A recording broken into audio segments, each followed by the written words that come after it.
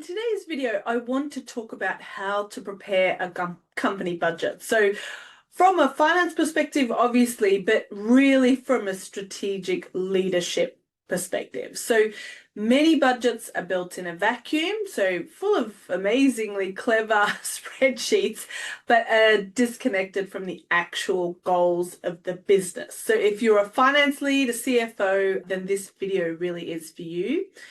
My name's Alysha Randall. I'm a fractional CFO for Fast Growth Consulting, but I also train new and aspiring CFOs within startups or scale-ups. I wrote a book on this topic called Financial Leadership Fundamentals: How to Become a CFO in a Startup or Scale-Up. And I post videos on a weekly basis on Thursday. So if that sounds interesting to you, then please do click on subscribe.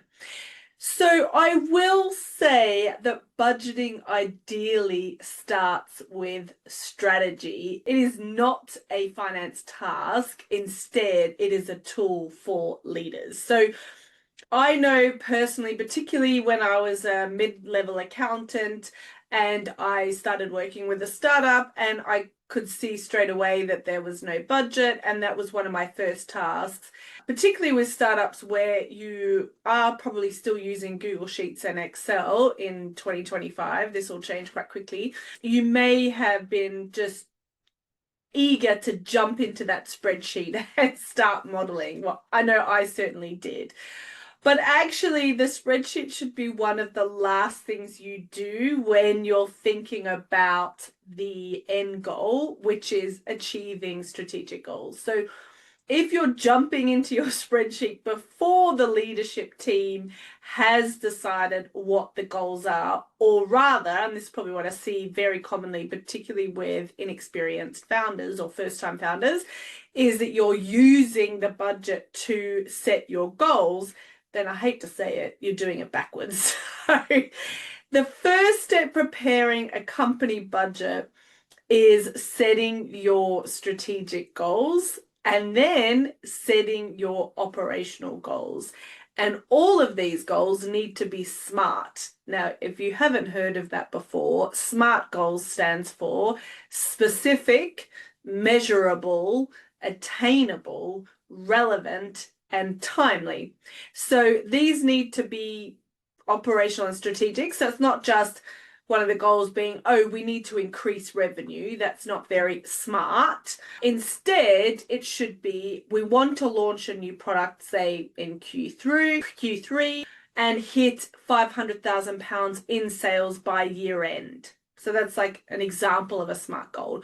Or potentially it's, we want to expand to the US market and hire a local team by the year end. So unless your goals are defined and you know what those are, then I hate to say it, but your budget is just guesswork. And not only that, you're not going to get the buy-in from the leadership team or department heads. So aligning the budget with the business goals. So your budget really needs to mirror these goals.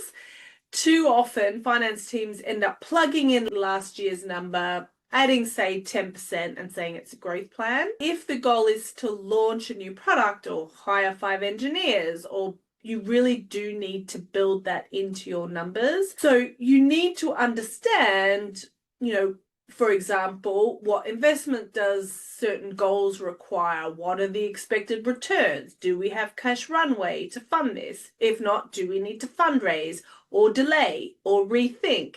So this is how preparing a company budget actually helps the leadership make decisions, rather than just a tick box exercise and something to have as your variance analysis when doing your management accounts. The role of finance, this is where finance leadership really comes in. So you're not just there to check the formulas and build an Excel spreadsheet, but instead you're needing to translate that kind of big picture strategic goals and then your operational goals into real financial plan. So when you're putting everything together, then you're asking, is this realistic? What's the best case or worst case scenario? Can we test this in phases?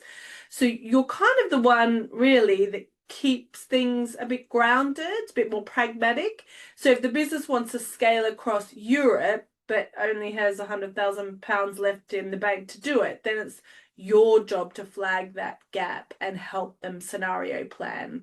So this is where the finance earns a seat at the table, not just by saying no, but rather saying yes, if. So cross-functional buy-in, a good budget isn't something that you hand down from finance to the rest of the team.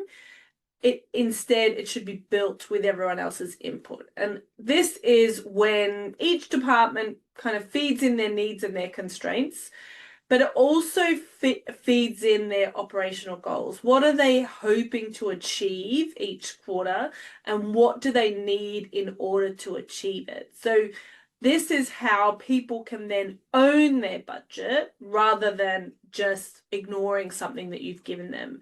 And that's exactly how you get buy-in, because let's be honest, no one really sticks to a budget that they don't believe in.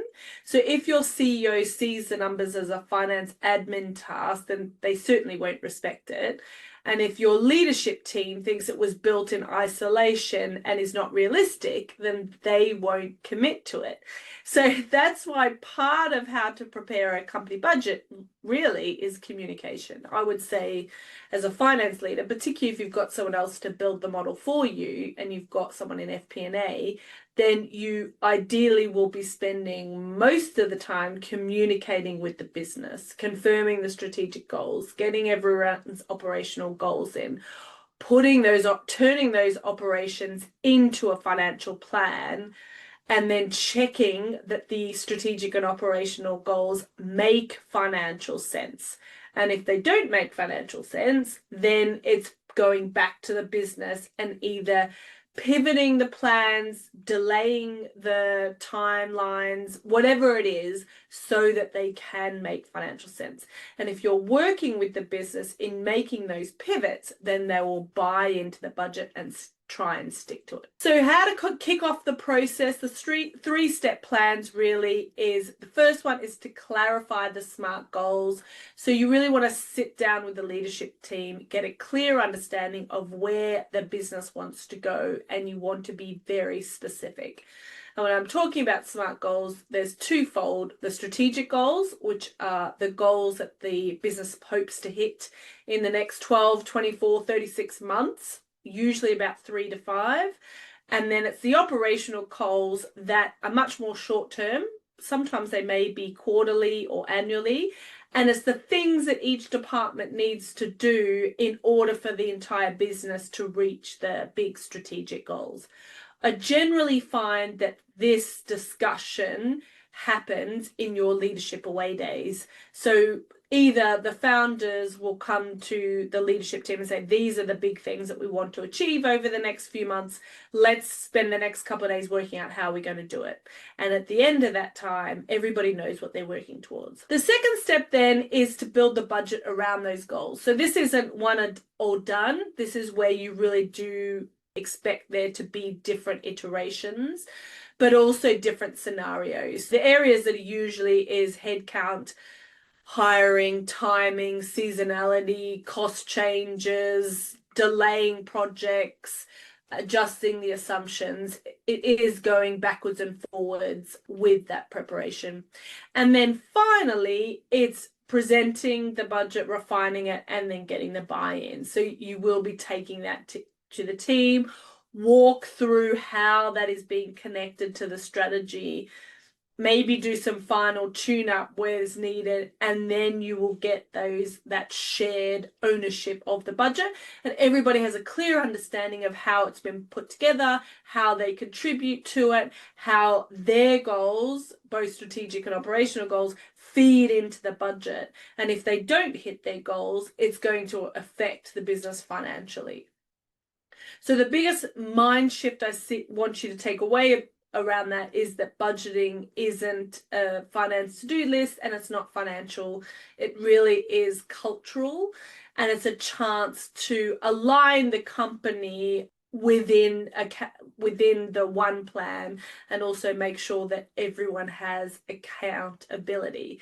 So if you are hoping to prepare your Excel spreadsheet for next year, then make sure over the next few months, the leadership team and the founders in particular are very clear on what the business needs to achieve, and that is communicated across the board so everybody knows what they're working towards, and then you can start building your budget model.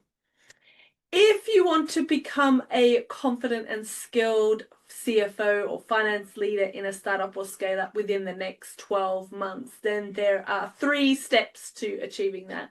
The first one is to subscribe to this YouTube channel where you can get videos like today every single week. The second one is to take a look at my book, The Financial Leadership Fundamentals, How to Become a CFO in a Startup or Scale Up, that has actions that you can implement at the end of every single chapter.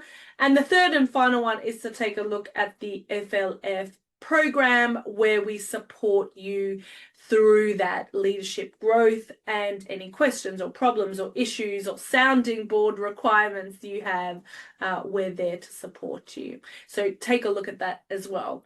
Otherwise, thanks so much for watching, and I'll see you next week. Cheers.